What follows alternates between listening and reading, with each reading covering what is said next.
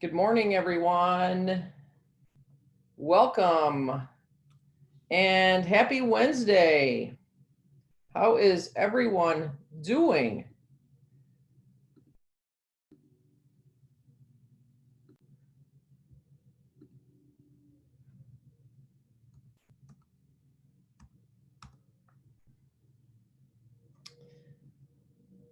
Good morning. Can you guys all hear me this morning? Coach Amy, are you on today?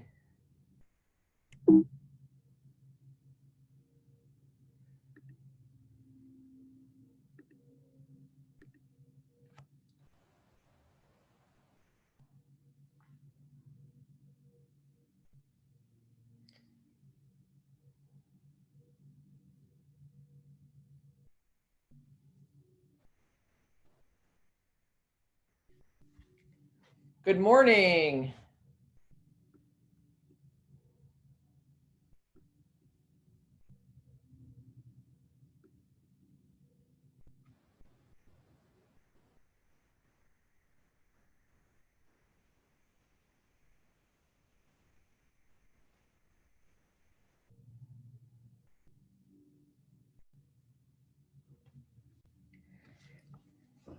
Good morning, everyone. Coach Amy Cohen, are you on?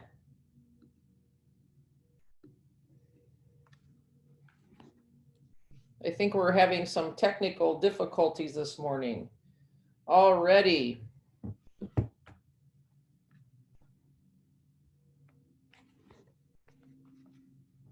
Good morning, Andrea, Jessica. Can you guys all hear me as well? Good morning, Pam. Good morning. Great. I think we're having some technical difficulties with, but you know what? In this day and age, I've had technical difficulties all week. So we will navigate this as best as we can here. Coach Amy Cohen, are you on with us as well? I'm here, but yes, there are technical difficulties. Yes. I think what happened is we have a site on my computer where I have to admit everyone. So it's not an automatic join today. So we might have a little stop and start here, or some people have tried to get on and took off. So hopefully I'll be able to admit people as they come. So as we get started here, I want to keep people on task and be very respectful of people's time. And I was thinking about time this morning when I was waiting, actually when I was putting this together. And I'm also speaking to a group over at the Star Tribune today out of Minneapolis. They had asked me to come do a little motivational thing for their people that are working from home. And if you can imagine, people in the media and also people that have worked in brick and mortar their whole life and they're working from home now is a big change. And I have such a huge history with the Star Tribune in many positive ways with all the articles that they had written in the paper when I was coaching, but also not very good memories from all the articles that I also read in the paper as well. So it's how things come back around when some of the experts in the world that were writing about you when you were coaching swing back around to ask to see if you can come motivate our people, which was just made me smile. And so I'm spending a little time with the Star Tribune this afternoon. Doing a little team morale and some team building for their network inside. Before we get started here, would love to hear from those of you that are on here today to talk about maybe some wins or some fun things, some exciting things that have happened in their lives in the last week. So there's so many times we're in stay in place fatigue. There's so many different things that everybody's trying to deal with, but it's, we've got to find those wins and those small successes that we have in our lives to really celebrate and talk about with other people. But until we're present and until we start thinking about those things, it just seems like it's the same old, same old. And I've had a lot of great things that have happened, even just this week, even yesterday and today, and so forth, that just really make me smile and make me really appreciate the time that we do have here at home to do some of the things that we haven't been able to do. And time's always been a value of mine, that time that I spend with people, the time that I spend doing certain things is really a huge value for me, and making sure that I spend my time wisely, doing the things that I enjoy doing and with the people and the projects that I really enjoy doing. So I'm going to pause there. And does anybody have anything that they would like to share that they are celebrating this week, or some great experiences that they've had?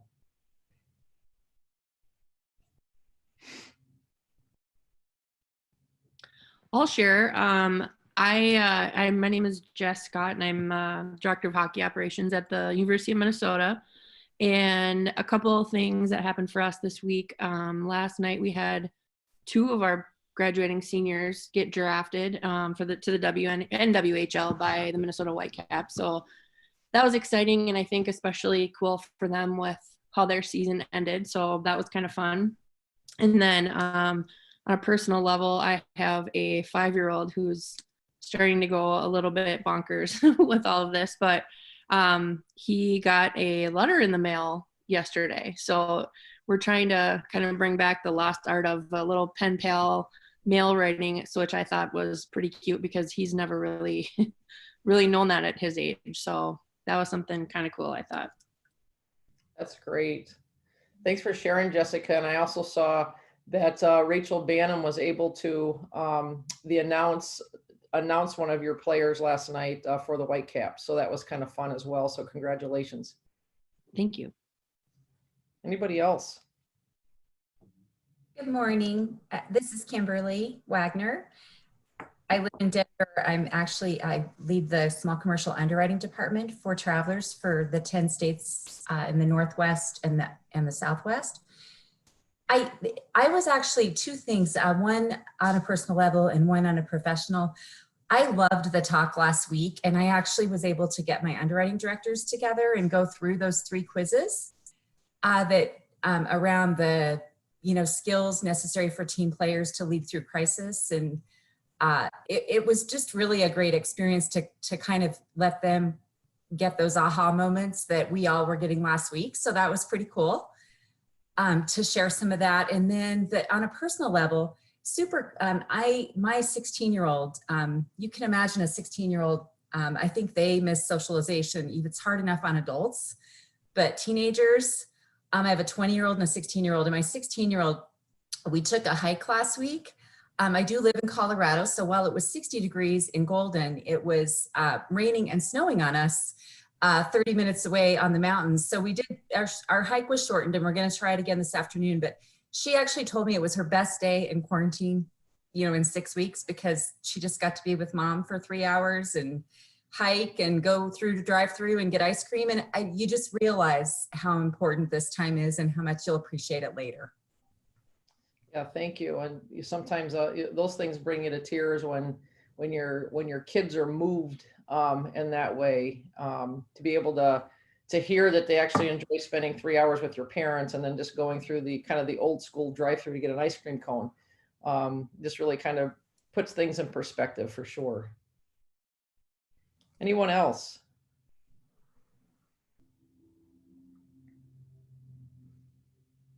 Well, we will get started today as well. And today, we're living in real time as executive coaches, and I'm a senior executive coach where I have the opportunity to work with some very high level leaders. And a win for me this week is I spent an entire year taking classes and getting a certification as a certified health and wellness coach through the National Board of Medical Examiners.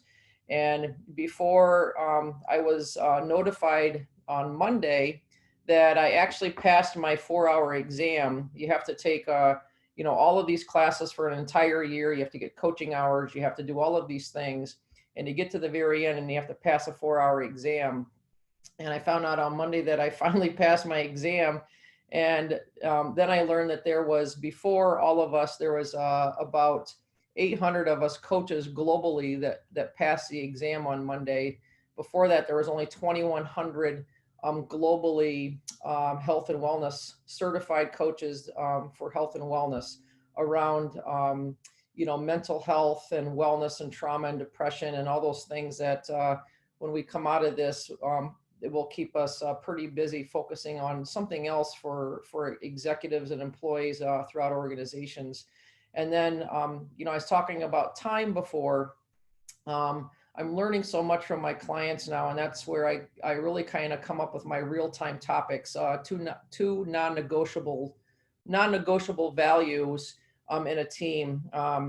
They always have been, but more so today. I think they're becoming even so much more apparent on how to build trust within a team, and now how to build trust virtually, and then also purpose. And I just started another certification, and I'm making great use of my time virtually. I took my second class with 700 executive coaches around the world that were in the first class, a first cohort to get our team. It's a team coaching certification. And I've been coaching teams my whole life for over 30 years. And, you know, I have a methodology and feel very confident about it. But to be in a class with someone from Russia, Belgium, Portugal, Washington, D.C., and, you know, all around the world has really made some of these things that I'm doing really fun.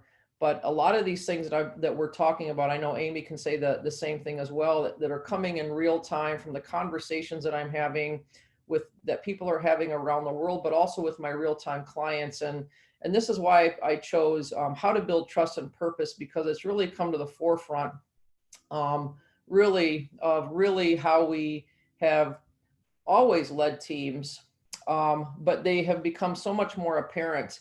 And these are the two things that I would say that are really non-negotiable on a team, is really trusting your team, building that trust.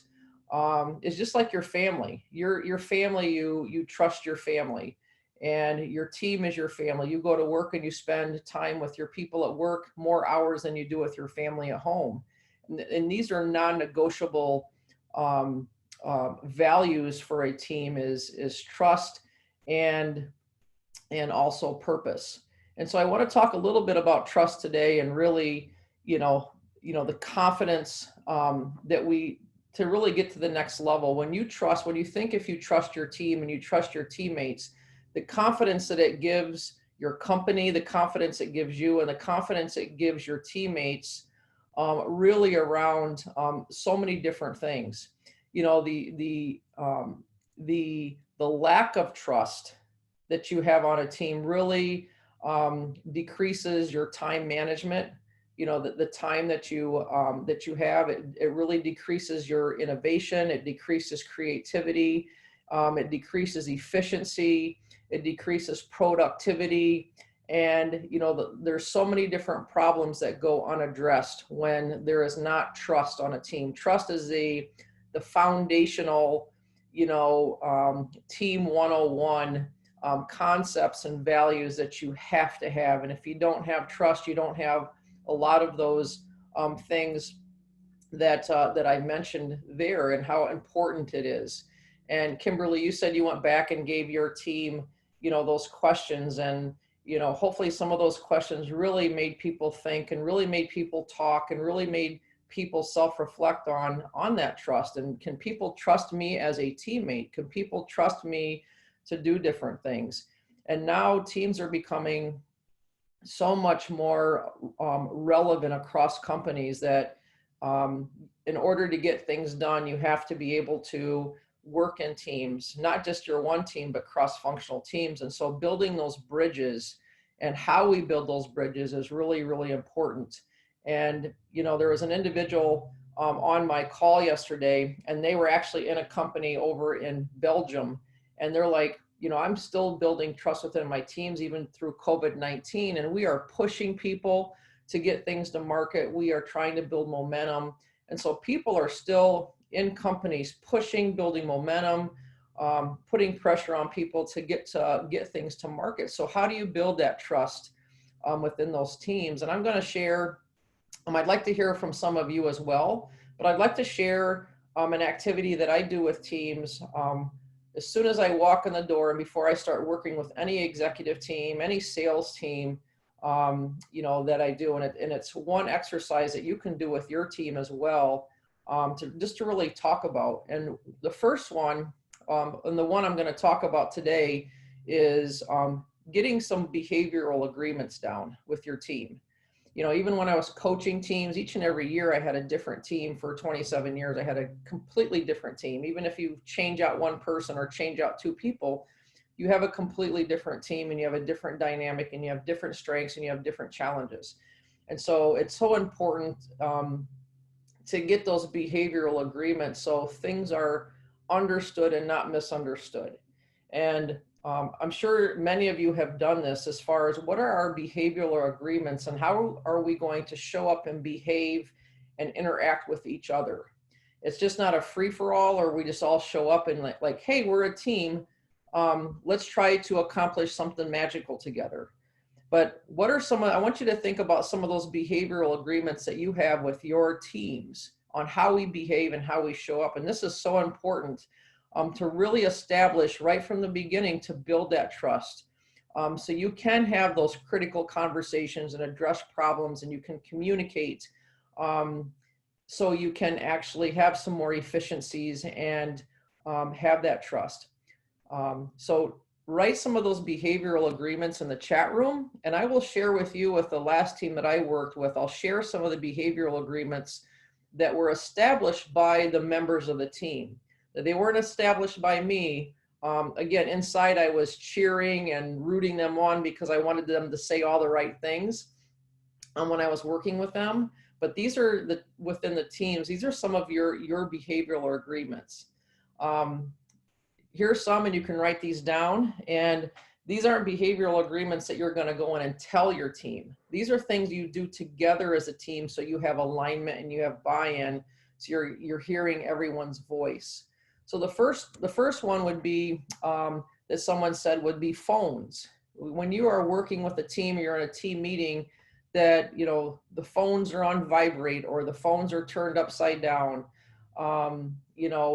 Hopefully you're not in 4-hour meetings that you can go check. We're going to take a break, that you can go check your phone. You can go check your messages when we have a break. So phones were a big thing because they're very distracting.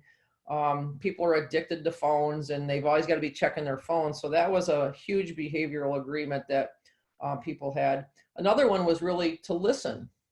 Listen to people. Eye contact is huge on building trust, and is to really listen. And if you're not listening, it's obviously very disrespectful. Another one is to be honest, with your teammates. And sometimes you don't like what you're going to hear, but being open and being honest was a behavioral agreement as well for you to continue building trust. Another one was no judgment. There's so many things that are said during team meetings, or there's so many things that are said while you're trying to be creative and innovative. There's a lot of people that don't speak up because they don't want to be wrong, or they're pleasers, or I don't want to look like I don't know what I'm talking about, or I don't have the right answer. So, no judgment is usually another behavioral agreement.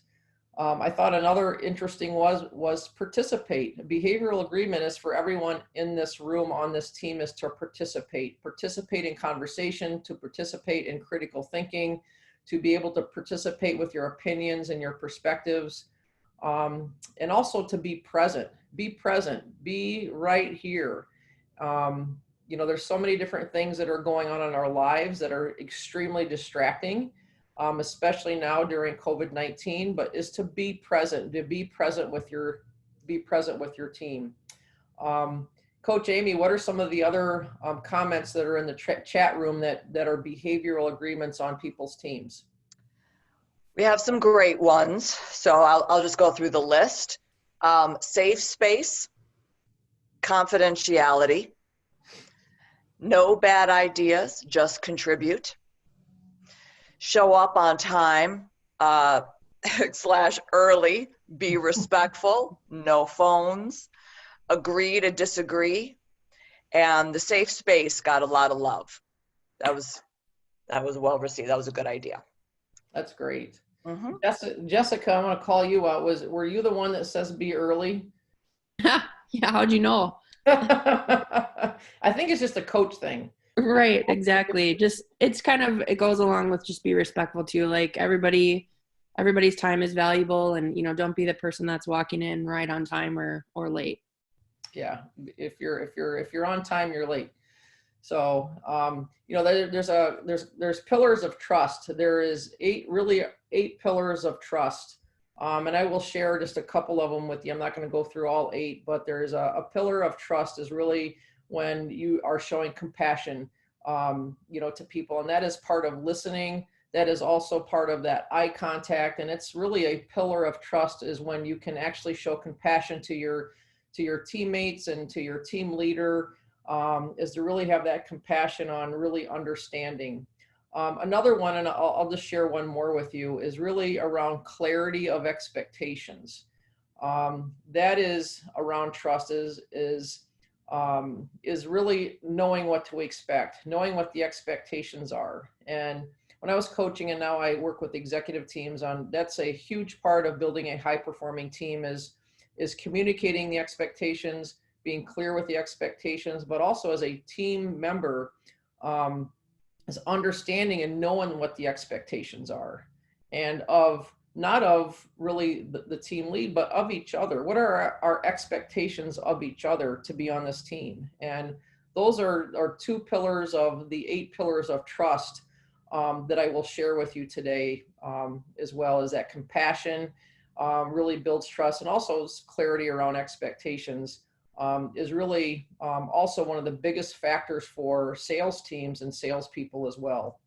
And, so these behavioral agreements, before I get into the next one, is when you have these behavioral agreements within your team with all of those great agreements that we just shared with each other, then how do you hold your teammates accountable for those behavioral agreements?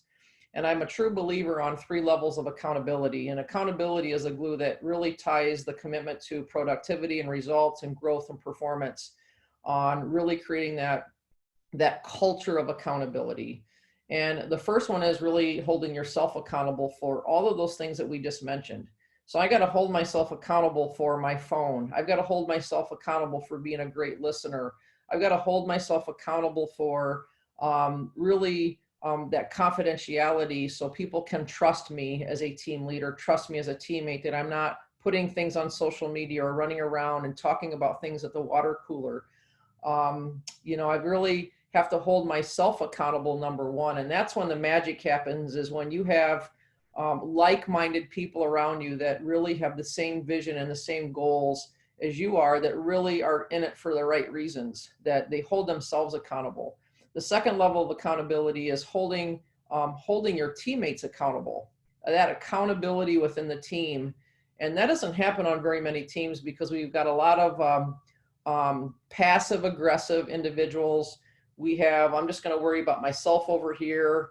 I don't want to hold somebody else accountable because I don't want them to get upset. But when we have that accountability within the team, and we're going up and saying, hey, we need to put that phone down, or hey, we might want to listen here, but we're holding our teammates accountable and not taking things personal. That's when you can truly accomplish something great with teams. And if you don't have those first and second levels of accountability, like if I'm not holding myself accountable and you don't have teammates that are holding each other accountable, then the last line of accountability is from the team leader. And that's never fun. That's never fun as a coach. That's never fun as a leader of a huge team, or a CEO or a sales leader, because then you're always the bad cop. You're always the one that's coming down on your people. And that's exhausting for the team leader. That's exhausting for for all of the people that are getting that accountability from that level.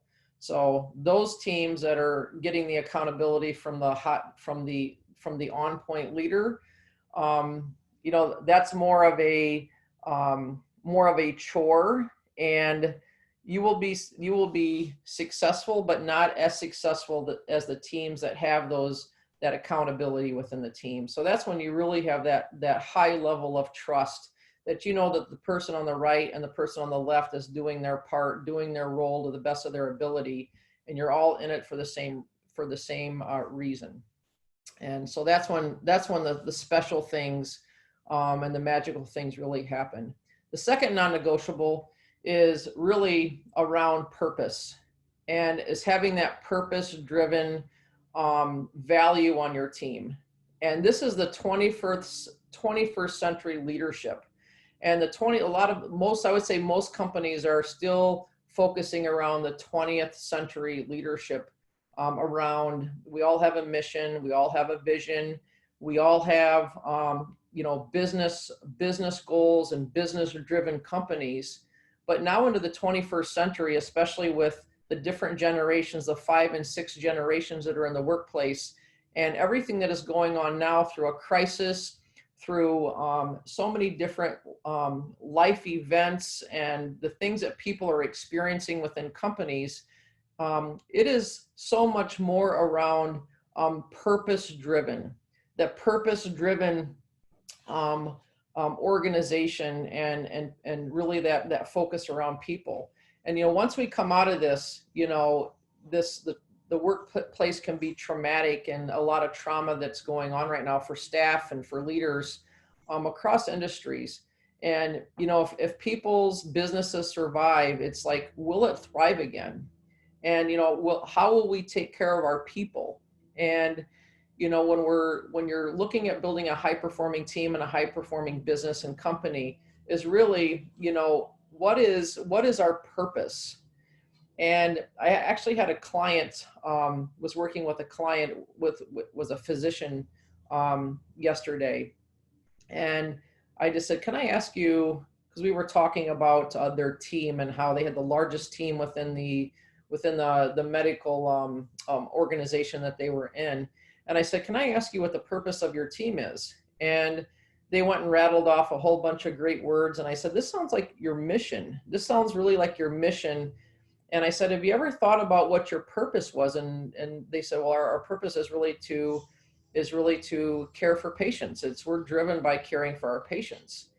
And so they really stopped to think, is, you know, we're so focused on really kind of the future, on where we want to go, and we're so vision oriented, but really that future, knowing what the vision is, but coming back to really what our purpose is and why we do what we do, which is, so, you know, thinking about the outside, but we're the outside in, and serving the needs of our stakeholders, and serving the needs of our clients, and serving the needs of the people that we actually work for.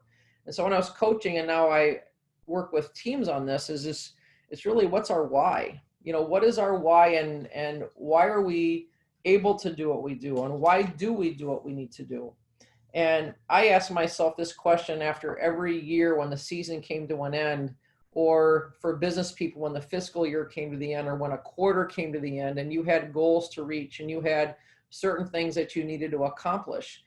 And it's easy to know what your purpose is and why you do what you do when things are going well, and you're winning, and you're getting your numbers, and everything's just seems like it's flowing. And you know what your purpose is, but it's those times, it's the times that we're in now, and it's the times that at the end of the year, you've had a bad season, or you've had a bad quarter, or you've had a bad week or a bad month. As I would always force myself to just stop and reflect and ask myself this question, is, why am I doing what I'm doing? You know, why am I in this pressure? Why am I in this stress? Why am I in this highly visible position, public scrutinized? Why am I in this dysfunctional company, or whatever it is? But hopefully you always go back to, you know, understanding of who you're serving, whether it's your clients, whether it's the people that you're that you're working with that are across the table from you, that you are serving the needs of all of your current and your future stakeholders. And that's why you do what you do, is serving those people.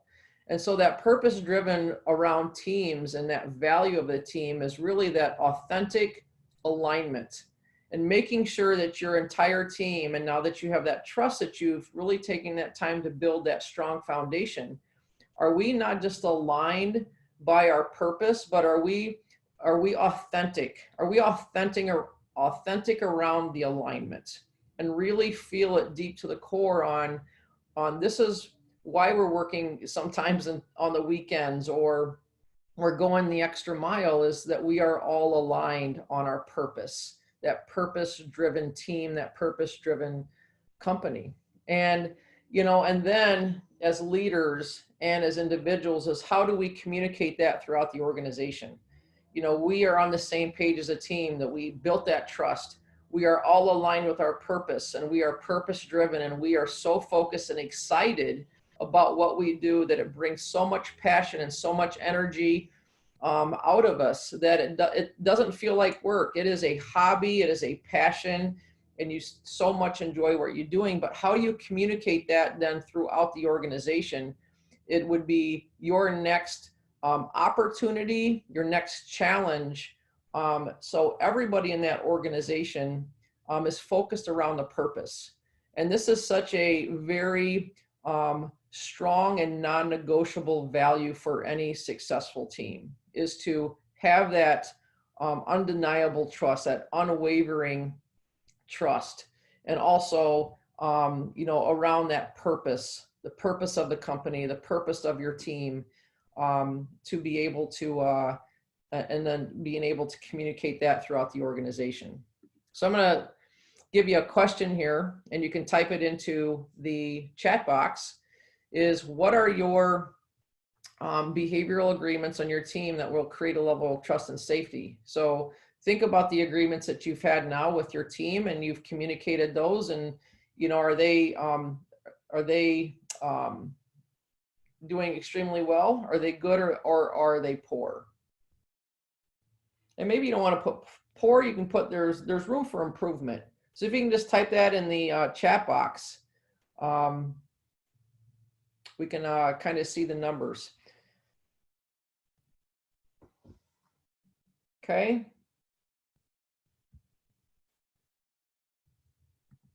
And then if somebody could share, what is your team's purpose? Again, I think I stumped my client when I asked them this the other day, is what is your high level physician, mission statement right off their mind, but what is your team's purpose? And knowing that, and number one, knowing it, and then being able to communicate it, and then being able to communicate it to your team or across the company is really, really critical.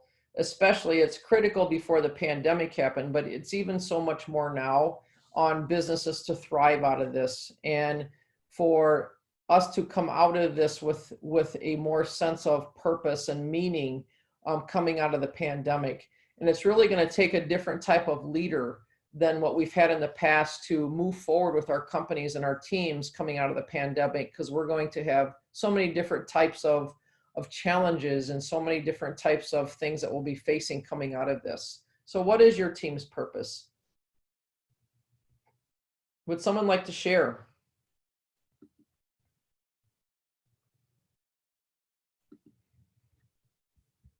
Or if Amy, if you want to read some of those that are in the chat box. So first of all, a lot of the behavioral agreements were rated as good. So a lot of goods in the chat box. Good. And then in terms of team's purpose, to provide avenues of revenue streams for the next 7 generations. That's a great one. It's a great one. Anyone else want to talk a little bit more about theirs? Or, and it's okay, because we're all trusting each other right here, as if it's not clear, or we're not focused on the purpose, or we need to get ourselves realigned with the purpose. of really, why we're doing what we're doing. As a coach, our purpose wasn't to win games. That was not our purpose. Yes, it's important or we don't have jobs, but there's a bigger purpose out there for really why we're in those positions. I can speak for our team a little bit. We have kind of a general or vague, I should say, understanding of the way we do things. We try to go less rules and more value based. And our team, we have a very long tenured coaching staff, so this has been a good culture building process for our program. But we have 4 values, which are tough, grateful, disciplined, and devoted. And that's plastered all over the walls. It's basically how we want our players to live, act, perform, just how they carry themselves. And so a lot of what we do just revolves around, are you living up to those values? And it's not necessarily specific rule based. It's kind of just measured by those things. And that's how we have a lot of our conversations. So Jessica, you said tough, grateful, disciplined, and devoted. Those are great. Yeah. And it's Brad Frost, and it came from the standpoint of not measuring ourselves based on whether or not we won a championship. And this is, I've only been with the team for almost a year now, but it's that stuff that I remember hearing about in the media. And it was kind of a big deal at the time because they were such a successful program, but if they didn't win the national championship, people felt like they didn't succeed. And so it was just a different way to measure things. And what I love about it is it can be a daily thing, an hourly thing, a season long thing. It's just a good way to view it, I think. Yeah, and if anybody can learn anything from very, very successful teams and organizations and programs, this is the Jessica's on the University of Minnesota women's hockey team, where they've won multiple national championships. Those are the expectations every single year. They have sustained their program. They have sustained winning. They have sustained culture. They have always recruited and retained the best of the best, in the sport. But I've seen it, and it's a great lesson for businesses, and many businesses and Fortune 500 companies, is to watch the sustainability, the retention, culture, and sustainable winning, and the expectations that 17 to 22-year-olds had to put on their shoulders of, as you said, is if you don't win a national championship, you failed. And, those are the expectations. But in your inner circle on your team, what the values are, what the expectations are. You've got like-minded people, but if I'm tough and I'm grateful and I'm disciplined and devoted, and that's how I show up every single day, those are the expectations. And at the end of the day, that's what matters. So thank you guys very much. Does anybody have any questions before we let everyone get back to work today? Hopefully it's not work. Hopefully it's a passion and a hobby in what you're doing. But does anybody have any questions or any comments?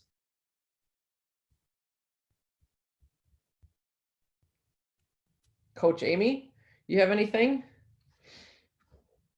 No, I just think it's a great reminder for everyone. And also too, understanding that everything that you talked about today can also be applied in our new virtual world. And maybe it's even more important to be super aware of the purpose of building trust, of all of these things, and be much more intentional about it. And while we're apart, and it will make coming together much easier. And I just think it's a great reminder how it all translates, whether you're physically together, whether you're working remotely, whatever the goals are, but to keep these things top of mind, I think is super helpful. Great. Well, thanks everybody for attending today. And we will get some more things out on what we'll continue to do next month. And we might change things up a little bit on what we're doing and how we're doing it and who we're doing it with. But thanks for joining us, and be well and be safe. Have a great day. Thank you.